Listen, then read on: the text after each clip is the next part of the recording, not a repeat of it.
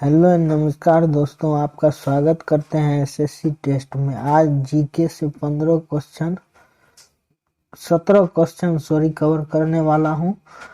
तो ये आगामी एग्जाम के लिए लाभदायक है और मैंने ये प्रीवियस ईयर का क्वेश्चन लिया है जो कि एसएससी बीपीएससी बिहार एसआई के लिए इम्पोर्टेंट क्वेश्चन है।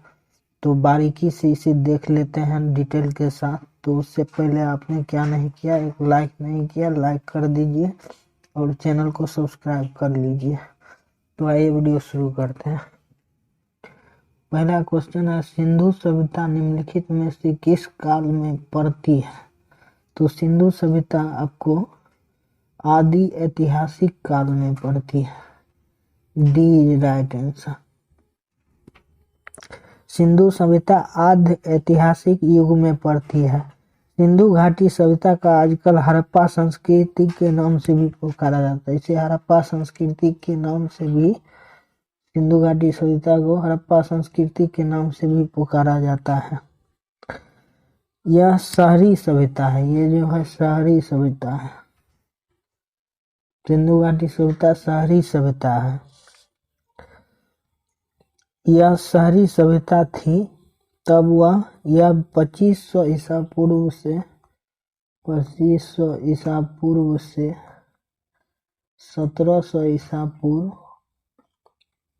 1700 नहीं 1500 ईसा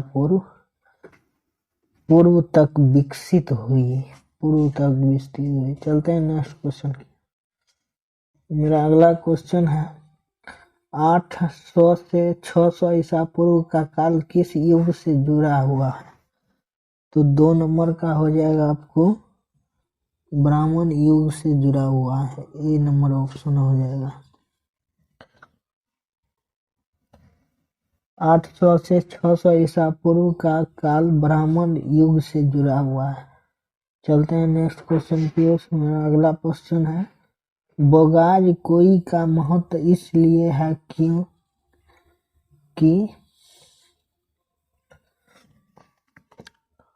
3 का हो जाएगा आपको, बोगाज कोई का महत्व इसलिए है कि वहाँ जो अभिलेख प्राप्त हुए हैं उनमें वैदिक देवी एवं देवताओं का वर्णन मिलता है। ए राइट आंसर। एशिया माइनर में बोगाज कोई नामक स्थान पर लगभग ईसा पूर्व 1400 का संधि पत्र अभिलेख मिला है। इसमें इंद्र, मित्र, वरुण और नासत्य आदि वैदिक देवताओं के नाम दिए गए हैं। तो चलते हैं नेक्स्ट क्वेश्चन की ओर। क्वेश्चन नंबर 7, गायत्री मंत्र किस पुस्तक में मिलता है? 4 नंबर का क्वेश्चन हो जाएगा। गायत्री मंत्र ऋग्वेद पुस्तक में मिलता है। सविता यानी कि सूर्य देवता की स्तुति में रचा गया गायत्री मंत्र ऋग्वेद के 3य मंडल में उल्लेखित है। ऋग्वेद के 3य मंडल में उल्लेखित है। 3य मंडल में ऋग्वेद आर्यों का प्राचीनतम और पवित्रतम ग्रंथ है। यह आर्य का प्राचीन और नवीनतम ग्रंथ है। ऋग्वेद में देवताओं की स्तुतियों का उल्लेख है। इसमें 10 मंडल 228 सूक्त हैं तथा 10,580 ऋचाएं हैं। ऋग्वेद के 3य मंडल के रचयिता विश्वामित्र हैं। ऋग्वेद के 3य रचयिता विश्वामित्र हैं।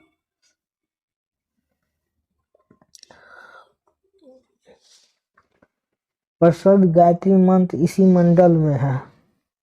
प्रसिद्ध गायत्री मंत्र 10वें मंडल में है।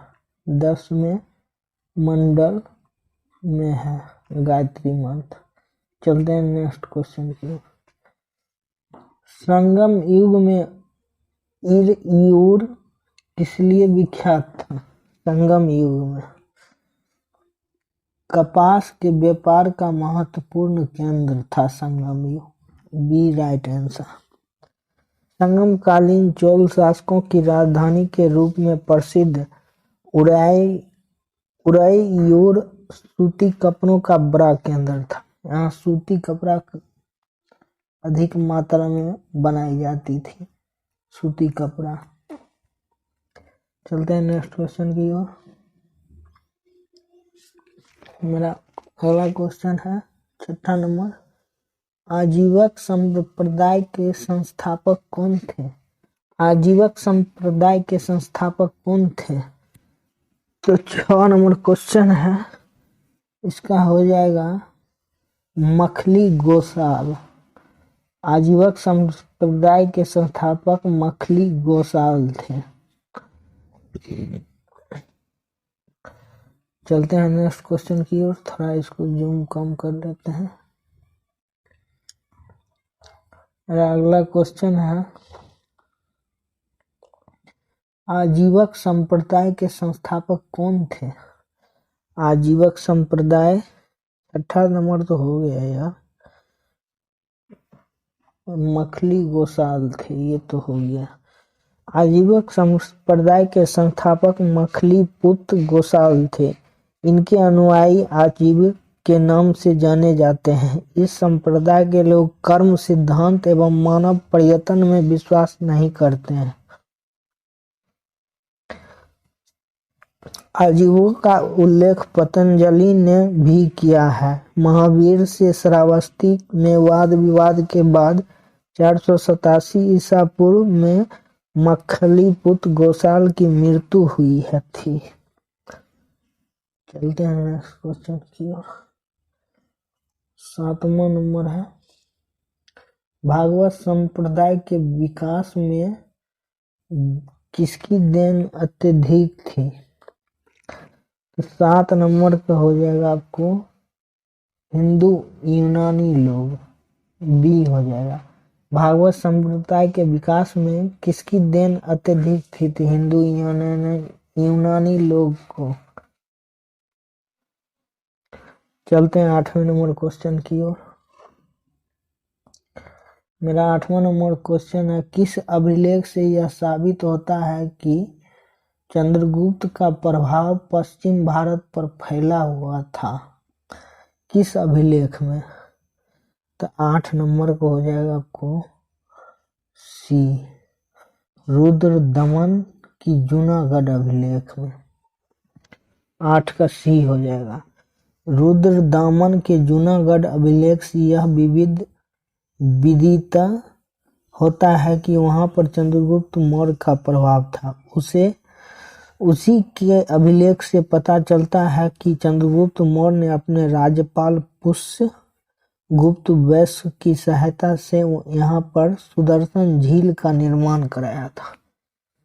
यहाँ पर सुदर्शन झील का निर्माण कराया था चंद्रगुप्त मौर्य ने। इम्पोर्टेंट क्वेश्चन है, सुदर्शन झील इम्पोर्टेंट क्वेश्चन है, इसे रट जाइए, एकदम एग्जाम में आने वाला ही है। चलते हैं नेक्स्ट क्वेश्चन की ओर। 9वां क्वेश्चन, केवल वह स्तंभ जिसमें अशोक ने स्वयं को मध्य का सम्राट बताया है। तो 9वां नंबर को हो जाएगा डी नंबर, भाब्रू स्तंभ। भाब्रू स्तंभ।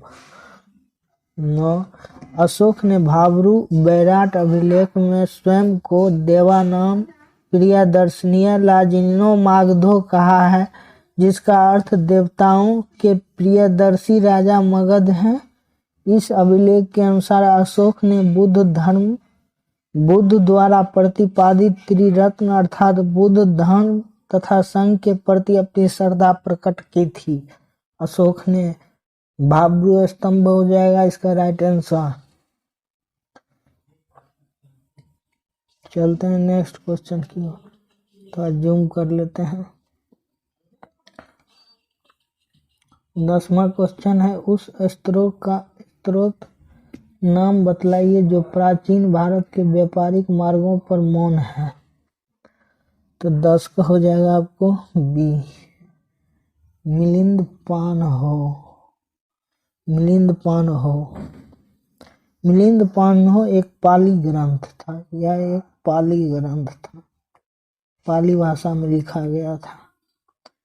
पाली ग्रंथ था जिसमें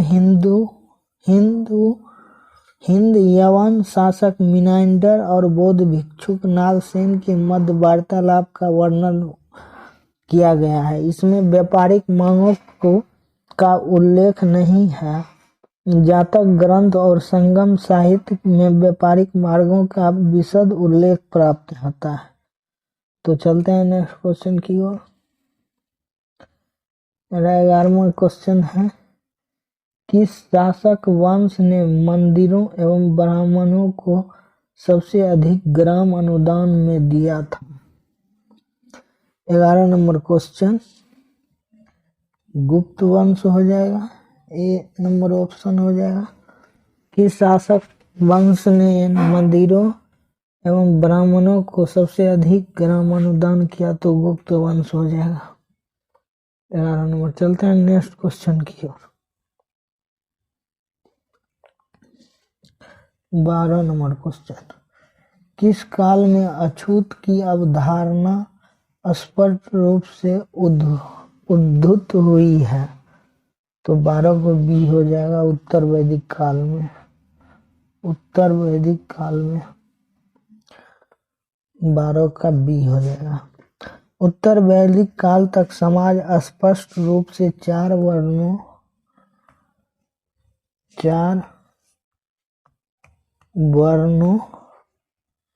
में विभाजित हो चुका था। यह चार वर्ण थे ब्राह्मण,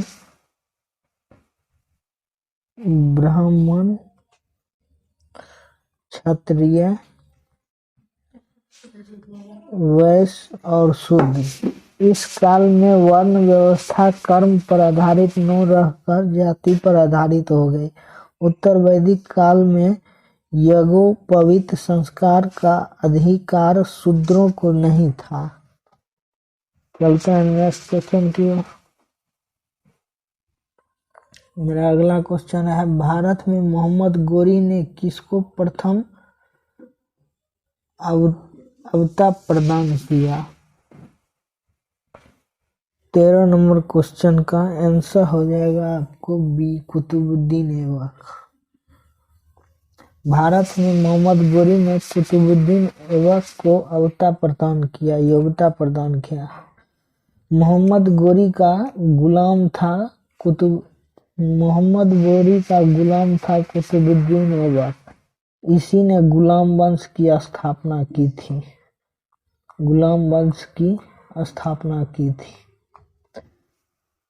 चलते हैं नेक्स्ट क्वेश्चन की। 14 नंबर क्वेश्चन है, किस सुल्तान के काल में खालिसा भूमि अधिक पैमाने में विकसित हुई? तो 14 नंबर पे हो जाएगा बी आपको, अलाउद्दीन खिलजी के काल। 14 का बी हो जाएगा। सल्तनत कालीन खिलजी वंश के महान शासक अलाउद्दीन खिलजी को उसके शासन एवं आर्थिक सुधारों के लिए भी महत्व दिया जाता था। इस क्रम में उसने अपने राजस्व सुधारों के अंतर्गत सर्वप्रथम मिल्क इनाम एवं वक्फ के अंतर्गत प्रदत्त भूमि को वापस लेकर उसे खालसा भूमि में बदल दिया। तो ये था 14 का। 15 का चलते हैं। 15 नंबर, सल्तनत काल के सिक्के या टका ससगानी एवं जीतल किन धातुओं के बने थे? 15 के ए चांदी और तांबा के बने हुए थे। चलते हैं नेक्स्ट क्वेश्चन की ओर। नेक्स्ट क्वेश्चन थोड़ा जूम कम कर लेते हैं। 12मासा की रचना किसने की थी? Important VVI question. 12मासा की रचना किसने की थी? स्टोलप हो जाएगा सी, मलिक मोहम्मद जायसी ने 12मासा की रचना की थी। मलिक मोहम्मद जायसी ने पद्मावत में रानी पद्मावत के ब्याह वियोग बारहमासा के रूप में किया है। चलते हैं नेक्स्ट क्वेश्चन की ओर।